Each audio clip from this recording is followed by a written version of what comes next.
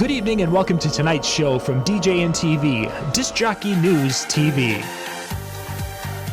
Tonight's show is brought to you by Electra Voice,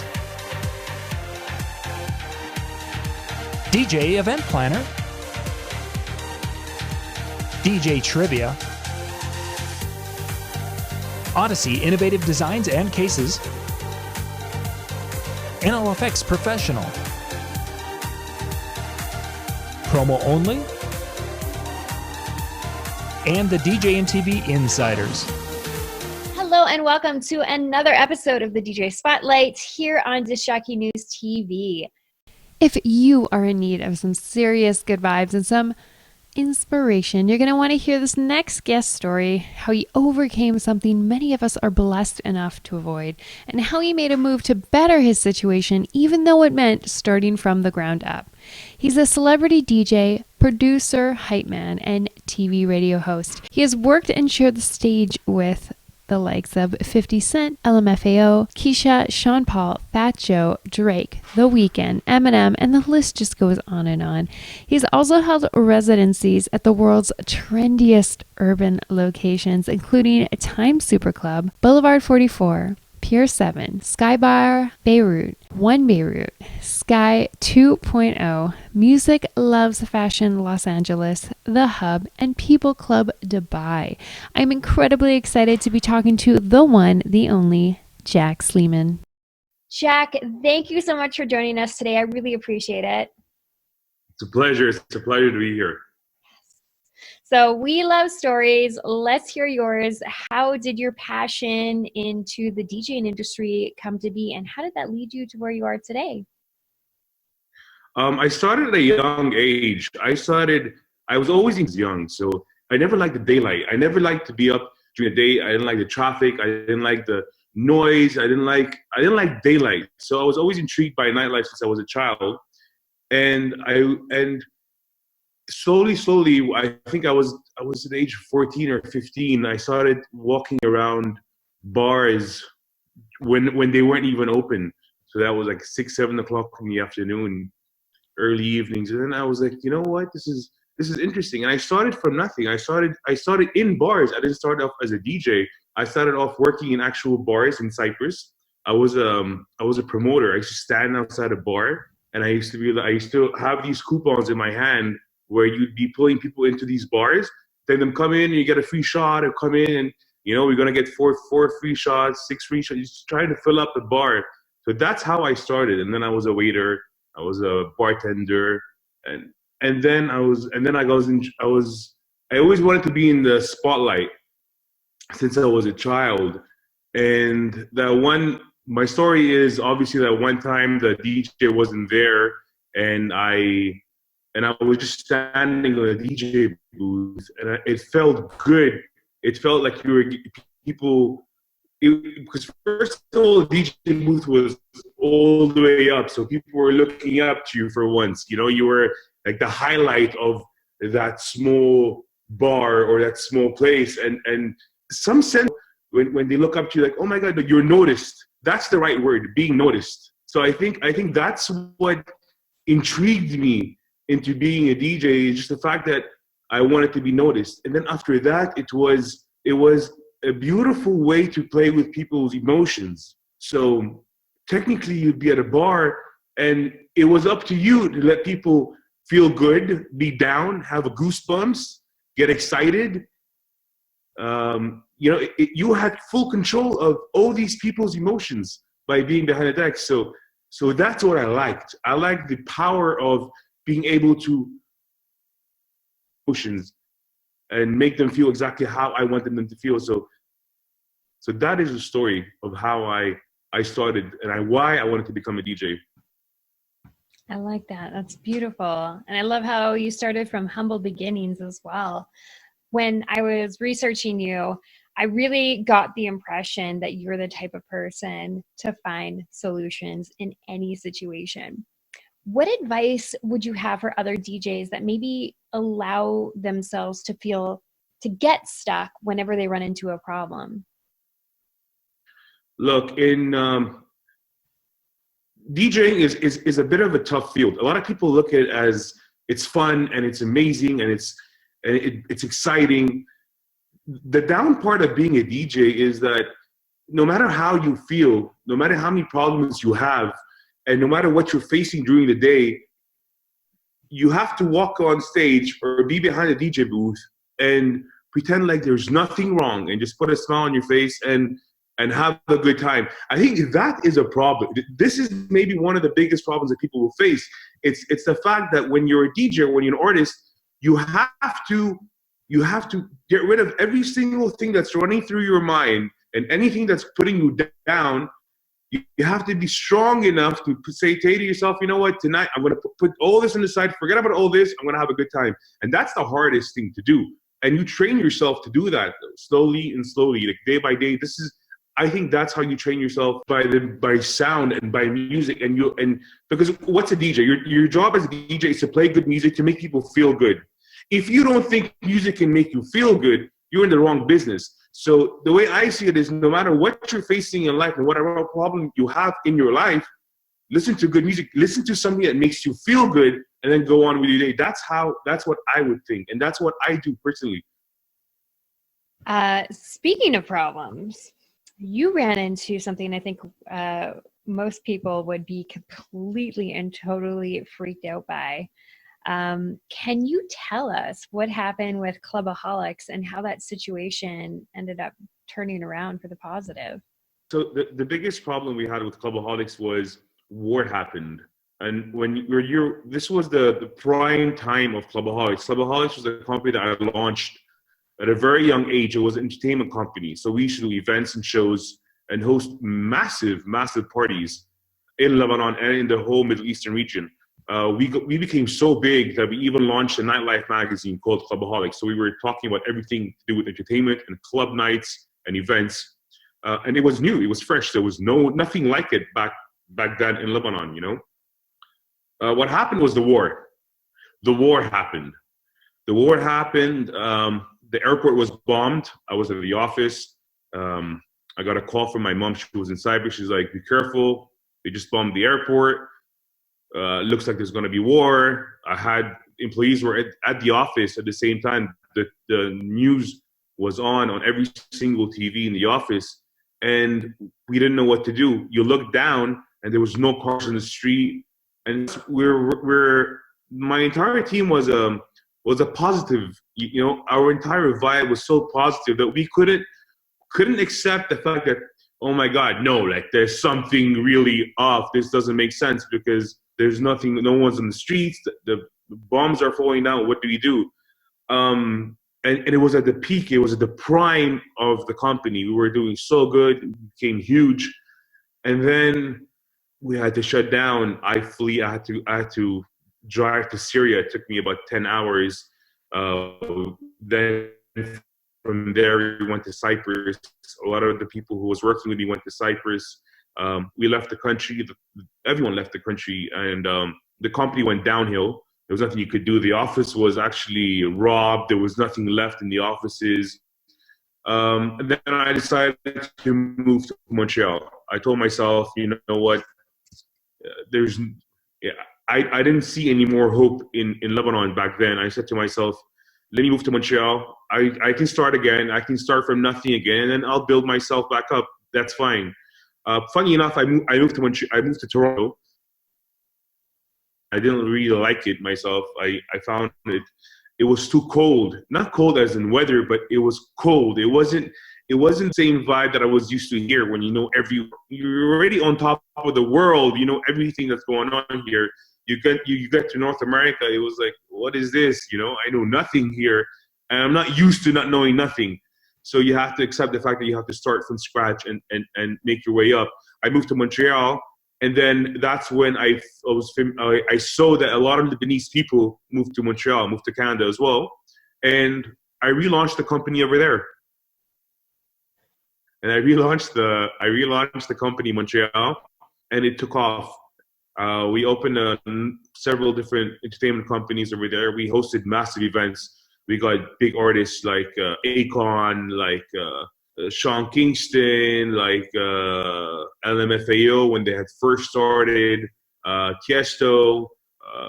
There's so much going. We did a lot. We took. So it was like nothing happened. It was like the company just went up. It just kept on rising. Lucky enough, so a situation where it was war and it was a disaster. I left home, my comfort zone, and I went to North America. We were able to pull it off, and we hit new heights over there. So it was beautiful. So there's always a solution. There's always something, you know. As long as you don't go back home and tell yourself, you know what?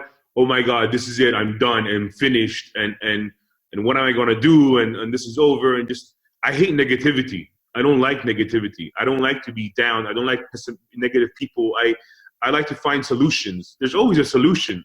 It might be difficult, but there's always a solution, you know? So that's how I think. So, and now I'm back here in Lebanon and I love it here. And I would never move back to Montreal or anywhere else. I love it here. I'm so glad that you had that opportunity to go back home too. And I feel like that story is so incredibly inspiring. And I hope that the people that are listening really, that really puts things into perspective for them. One thing I have noticed about DJs throughout the years, and including myself, I've found myself here, you know, we can be our own worst critics. You know, that somebody comes up to them at the end of the show and they're like, oh, you had such an amazing set. And they're like, yeah, but did you hear that mistake I made at like 32 minutes and 4 seconds? And I heard you say a quote in a prior interview that I thought was so powerful. It was something along the lines of, stress on creating memories. Can you tell us how you came to that thought process and what that looks like for you? Look, for me, it was hell, because I used to always go home, and even if someone didn't tell me you did this or you did that or something, no matter what it was, I used to come back home and tell myself, I could have done this, or I should have done that, or why did I do this? By the way, I have 2 cats, so you can see them walking around from time to time. So I used to always go home and tell myself, okay, you know, this should have been done differently. But then I came to a point where, as a DJ, and I tell this to a lot of young DJs who are starting up now, mixing is not key. It's not. Look, we have so much technology right now. I think mixing, it's not like it was back in the days. You know this, you know, before, in order to be a DJ, when we're using vinyls, it wasn't like now. Now, okay, BPM, you're on 100, all right, you're good. You know, you have software that helps you. For all the young teenagers or the people who are starting off now, they have it easier for them. So since it's easier for them, the way what I tell a lot of people is, create memories, because no one cares how you put this song into that one. They don't care. As long as it doesn't make noise and it's not annoying, you know, cut it. You think it sounds good. You think it's just, you create memories. That's why you're there. You're not a jukebox. You're not there to have a 60-minute set, which is flawless and perfect. No one cares. The audience don't care. No one cares about that. A lot of mistakes a lot of people make, and DJs, they try so hard to perfect their sets, and this is why I come to making memories, because young DJs, they tell themselves, okay, if I play this song and this song and this song, it's going to sound so perfect and so neat, but it does nothing to the crowd, right? It's a perfect mix, but then it does nothing to the crowd. So what I like doing is, I love stopping the music. I love talking to the crowd. I love playing stuff which is so outdated, so old, and it brings you memories, and you're like, oh my God, what is that? Funny enough, you know DJ Snake, who did Turn Down for What and Low. So DJ Snake and we used to work at a club here called Pier 7 in Lebanon, and he stopped. We had 2,000 people, and this was before he produced Turn Down for What, before he produced Slow, before he produced all these massive, and now he's selling out auditoriums and stadiums, which is crazy. He stopped the music and he played My Heart Will Go On, Celine Dion, in the middle of a hip hop set, and everyone was so confused and everyone was so lost. They didn't know how to feel. It was so new. And and half the crowd were confused, but the other half had a good time. But funny enough, the next day, every single person was like, oh my God, DJ Snake just stopped everything and played Celine Dion. And how random is that? And wow. So I told myself, you know what? This is magic. This is amazing. You know, by just one song, 2 minutes of an entire night, you can create history. You can create a memory. And that's what I learned from DJ Snake, and that's what I do right now. I would cut my set and just play the most random song you would never think of and be like, oh my God, what is that? So, and that's what people will remember. They're not going to remember a mix. They're going to be like, oh, you know, well, he mixed that song good. No one cares, you know? So that's what I think. I love that. I remember playing Red Bull 3 style, and one of the winners from the previous year, he played a set right at the end of the night, and he ended with the opening track of The Lion King. People lost their mind, and it's so true. You can totally create those memories, and that's what people remember. That's what they talk about. In the series, we talk a lot about like producing, sound design, branding, marketing, but you did something that I think is so invaluable. You went to school for public relations. That is so cool. How have you utilized that in your career, and what does that look like? Any job or any line of business that you would want to go into, whether it's music or it's the corporate world or anything, public relations for me, it's key. Why is it key? It's because it allows you to how to communicate with people. Not only how to communicate with people, but also public relations. It allows you to understand how people think. That you could solve any problem in the world without knowing how the other person is going to think of it or how he feels about it, and what's the smartest way, biggest problem that you have, or whatever it is. So it's more, I think public relations is more important than sales, because we're all sales reps. As a DJ or as an artist in this industry, you have to be a salesperson as well, because you're there to sell yourself. You're there to sell your music. You're there to sell your nights. You're there to sell out a club. So you have to have that background. And I think public relations, it taught me a lot. It taught me how to communicate with people. It taught me how to use the right words and how to get their attention, or how to get myself out of problems that I had in a very smart way, in a very mature way. I did public relations in McGill in Montreal.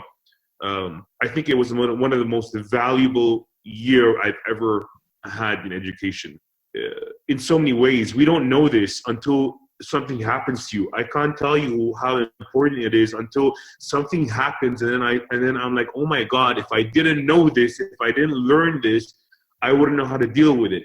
So yes, it's very complex. I wouldn't know how to tell you how exactly it helps you, but it's a lifesaver, because to know how to communicate with people is the most valuable thing on this planet to know how to do. Absolutely. Especially since there are so many different types of personalities out there. So when you can learn how to navigate yourself through that, it's true. And the thing is, especially when you want to travel the world and meet different people, and don't forget, I lived in Lebanon. So I was brought up in Cyprus, and I moved to Lebanon, and that's where my business grew. And then I moved from a small country in the Middle East to North America. The way we do things over there is not like the way we do things here. So you obviously have to know how they think and how they look at stuff, and how you can, so it's a different world as well. So yeah, I 100% agree. Actually, it's funny because like some of my people think about like friendly Canadians, and then they go to other countries and they're like, hey, how's it going, to the cab driver, and they're like, are you high? People don't talk to each other here. So I wanted to talk about self-affirmations. I feel like this is just an obvious thing. If you tell yourself you can do something and you believe you can do it, you will do it. And if you tell yourself you can't, like, it's going to affect your career. I think you're a prime example of what it looks like to be consistent in telling oneself they're capable. Where do you think there's a difference between cockiness and believing in oneself? Maybe you can give us an example or a story. You know how you said that, okay, you got to tell yourself, yes, you got to believe in yourself and you're this and you can do it. And that's all for yourself. So this is what you tell yourself. You don't go walk on the streets and tell people, you know what, I am this and I am that and I am. No, you don't. Look, for me, talent is you are no one to tell anyone who you are. So you have no right to come to someone and tell them, you know what, I am the best, or I am this, or I am that. They are the ones who are going to come here and tell you how good you are. So that's number one. Number two, look, yes, there's a very thin line between believing in yourself and knowing that you're capable of doing it and being cocky. It's a very, very thin line.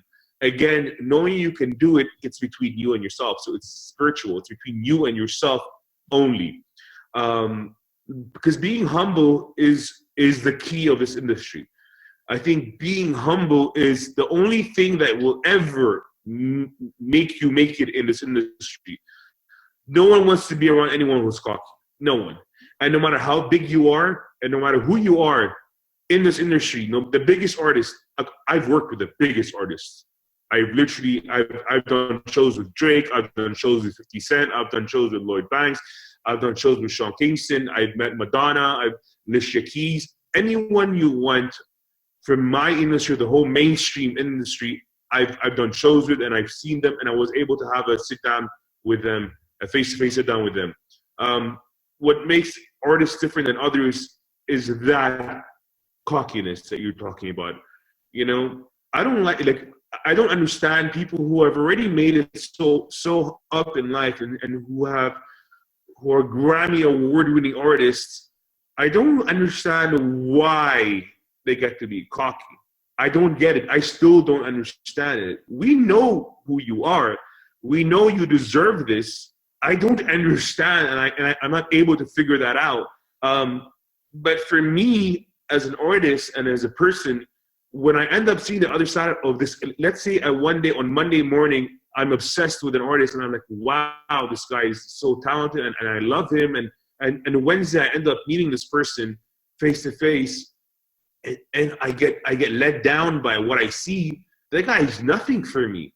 I stop playing his music. I don't listen to him anymore. And it's so sad because one word or one reaction can make you be like, wow, and respect this person, or telling, you know what, it was a waste of time. Everything I've done, I've been pushing your music. I've been doing this for what? For you to what? You know, literally everyone I've in the industry, even from, I don't want to specify on who and who did what, but any artist from Drake to Madonna, you have a lot of them who have a heart of gold, and it makes so much more sense of how they made it in life. And you have artists who are extremely cocky, and what I believe is the only reason that they made it was they got lucky. And that's the only thing that makes sense in my world, because no one who is aggressive or who is cocky and who has that to this point and have the power to touch these many people in music. So doesn't understand, unless you have you have two personalities that, you know, when you're writing music, you're either, I'm sorry, full of shit, or when you're writing music, you're writing it from the heart. But the sad part is, I'm a songwriter as well, and I reflect everything that I feel. A lot of artists, they have songwriters, so they're just the voice of a piece of paper. So maybe that's what makes artists different. And that's why, because when you listen to music from certain artists, you tell yourself, oh, so this is how they feel. But no, that's how the songwriter feels, and you're just the voice who's singing it. I think this is the mistake that we have and that we get.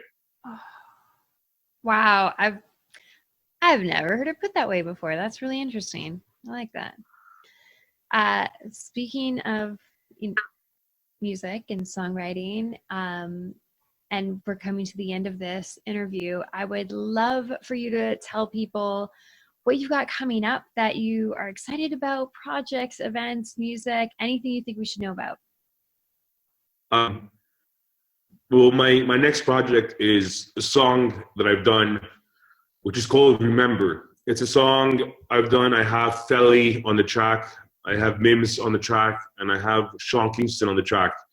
It's a gorgeous track. I've been working on this for the past year and a half a day.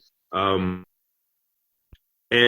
it's a deep song. It's very deep, and it has a meaning behind it, and that's why, in my opinion, it would succeed because like I said before, I think anything that's done from the heart and anything that you do from the heart and with passion, you succeed in it. So this is a song that was done. It's an emotional song. It's good and has so much positivity in the song. You can play it in clubs. It's obviously a radio hit. It's definitely going to be playing on every single radio station on the song. So these are three voices that are just magic on an R&B tune that caters to every single person. I'm to release that on February 13th, and the song is called Remember. So that is the biggest project that I have right now. It's like whole Remember. It's like my little baby that I'm working on for February, and this hopefully makes my year for 2019. Oh, that's amazing. I'm so excited for you. It's been really incredible learning more about you, because as somebody in the electronic dance music scene, I don't always get the opportunity to interview people within like hip hop and R&B. And so, yeah, seeing your story was really inspiring. And I'm like an old school 90s hip hop R&B fan. So I'm like, oh man, making memories. Yes, this is so what I'm into. Love it. Well, you see, technically, that's all it was about in the 80s and in the 90s. All it was about making memories. That's why music was made. Music was made because, one, it was either a memory or it was about making a memory. Now, I have no words to say how its industry has become, and the sounds that come out. Look, I'm no one to judge. I love the 90s. I love the early 2000s. I think the most beautiful music came out, hip hop, was early 90s, late 90s, early 2000s. I would prefer anything else I would hear personally. And even in house music, to be honest. Yes. Yeah.